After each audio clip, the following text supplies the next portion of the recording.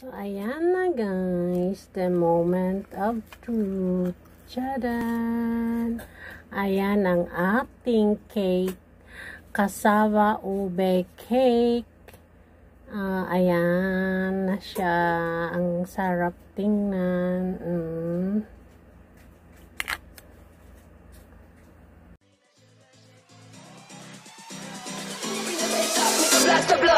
Enemy friend is not an option. We all listen now, we go dance and start. Sing Salavina Manor. Hello friendship! Welcome to my channel. Today, magluluto ako ng cassava ube cake. At sana magustuhan nyo ang aking recipe for today. So, samahan nyo ako guys. So, let's start it! So, syempre, ang ating main ingredient is cassava. So, bumili na ako ng grated cassava sa Philippine store dito. At ito naman yung ube.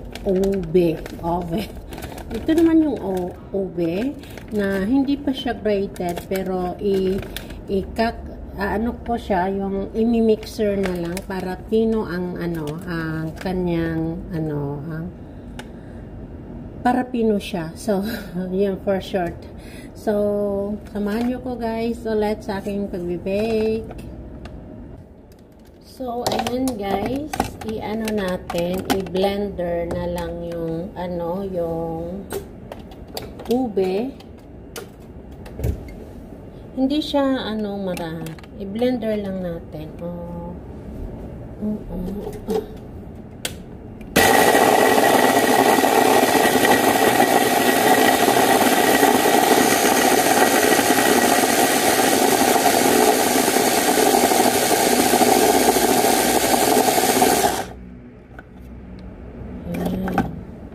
Ayan guys, tapos na nating ma-blender. Ayaw matanggal. Ayan. Tapos na nating ma-blender itong ube. So, ilalagay na natin sa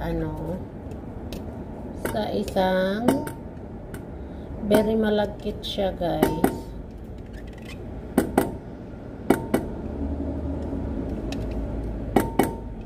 So, ito naman guys, yung yung cassava, grated cassava. Natin,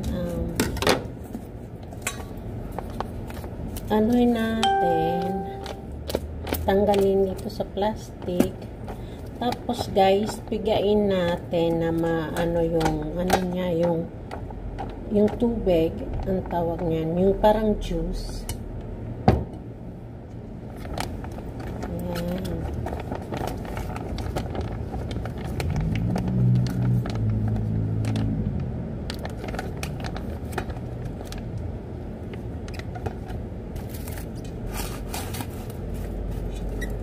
So, ayan guys.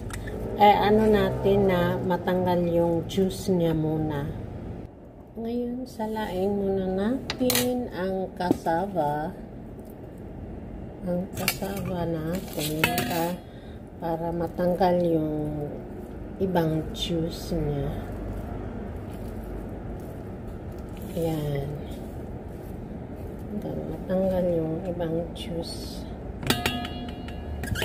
Pagkatapos nating masala guys, iset aside natin ang cassava, grated cassava. So, sa ating mixture ng cassava, ilagay natin dito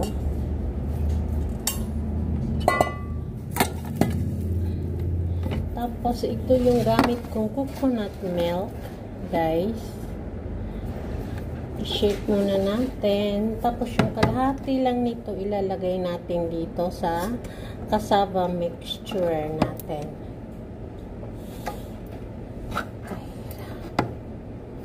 Lagay natin kalahati lang guys. Ayan.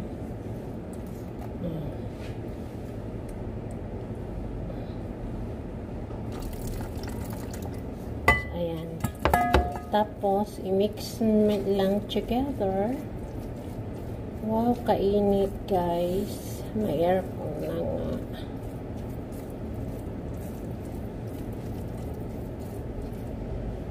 Tapos guys, lagyan natin ng 1/2 cup. 1/2 lang to guys, hindi to 1 cup. 1/2 cup ng brown sugar. Kung gusto niyo ng white sugar, it's up to you. Pero I use brown sugar. Ito yung mga ng cassava. Tapos lagyan natin ng milk. Again, kung wala kayong evaporated milk, pwede rin itong fresh milk. Again, 1/2 cup pa rin siya, guys. 1/2 cup. Then, mix lang natin together. Mix together.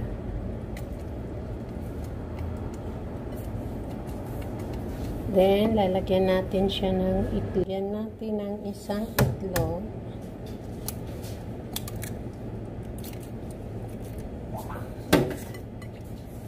And, i-mix lang. Ihalo-halo lang natin, mga friendship.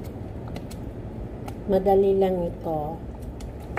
Madali lang itong gawin. Kung gusto nyo gumawa ng ganito, madali lang ito guys. Ayan, nahalo na natin yung mixture ng itlog. Ngayon, ilalagay natin ang ube. Tapos mga friendship, ilagay na natin itong ube na inano natin kanina.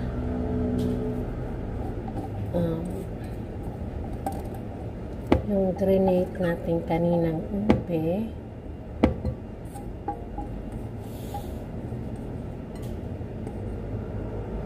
Then, mix together lang guys. Ayan, ang ganda ng kulay niya. Okay. Ayan yung kulay niya guys. Nagmi-mixture na siya. Makikita nyo guys yung niya, yung kulay. Ube, cassava. Ayan.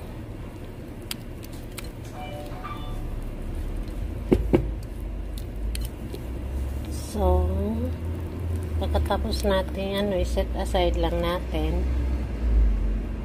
Nilagyan ko siya guys ng ube flavor. Parang vanilla na rin. Ayan. Para masarap tingnan. Ayan. So guys, ilalagay natin siya sa dito sa Reynolds foil. Yung parang baking pan. Siya. Lalagay natin.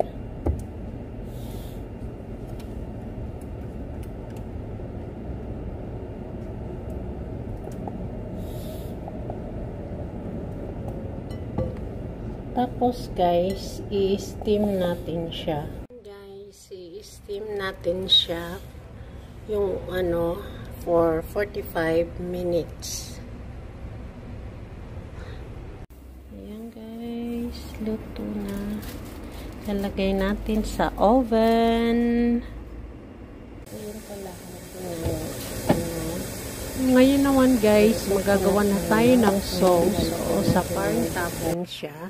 I use yung kalahati ng coconut o coconut milk dun sa lata. Then, lagyan natin ng 2 itlog. Then after that, lalagyan din natin siya ng 1/2 cup ng milk, fresh milk, or kung may evaporated milk kayo, evaporated milk, and 1/2 cup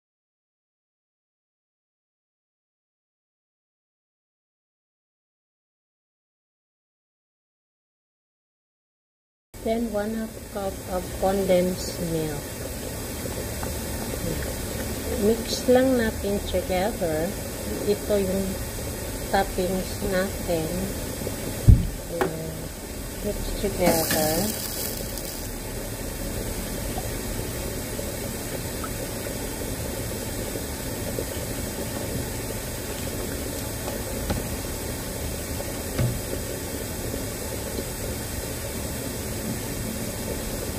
Yan guys, yung mixture ilagay natin as toppings at ilalagay natin sa oven.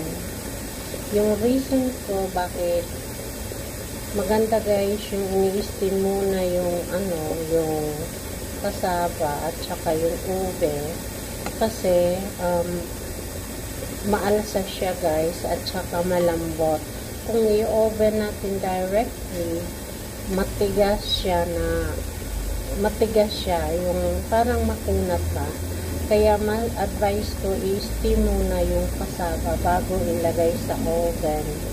Ngayon guys, ilalagay natin to sa oven for 20 minutes. Itong mixture natin, ilalagay natin sa oven for 20 minutes. 170 ang niya, ang init.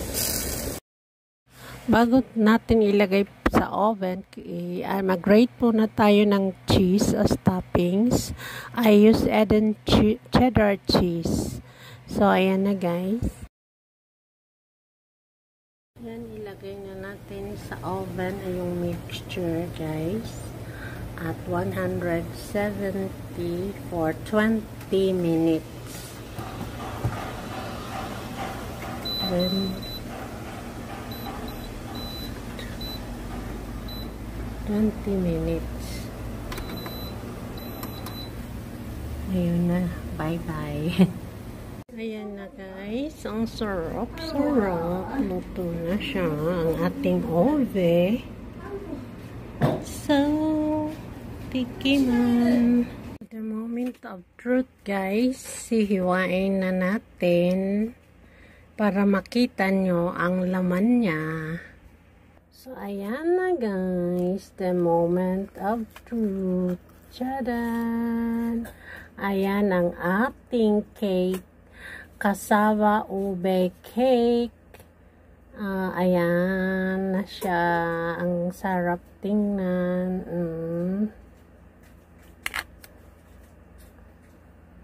So, the moment of truth. Tikman natin.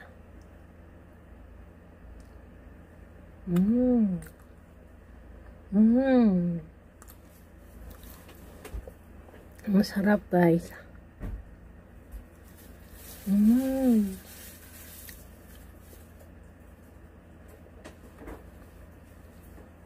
Subukan nyo guys. Very easy lang to at I guarantee masarap. So, thank you for watching. I love you all. See you in my next vlog.